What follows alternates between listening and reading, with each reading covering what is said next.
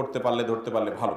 নিজেকে গুনার কাছ থেকে বাঁচানোর জন্য, হারাম সম্পর্ক থেকে দূরে থাকার জন্য ফিতনা ফাসাদের এই সময় পরিবারে বারবার বিয়ের কথা বলার পরও সমাজের মানুষ এবং পরিবারের মানুষের জন্য বিয়ে করাটা কঠিন হয়ে যাচ্ছে।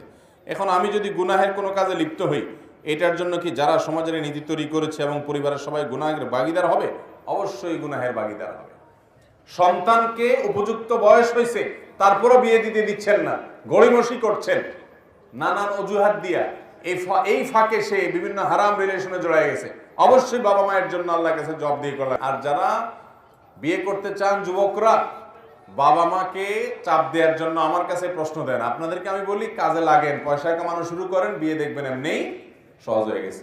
কামাই রোজগার করবেন না, শুধু বাপের হোটেলে বসে বসে খাবেন আর বলবেন হুজুর ফতোয়া দেন, বাপের জন্য তাড়াতাড়ি বিয়ে দেন। এটা তো উচিত না। অতএব পয়সা কামানোর চেষ্টা করতে হবে, হালাল উপার্জনের চেষ্টা করতে হবে।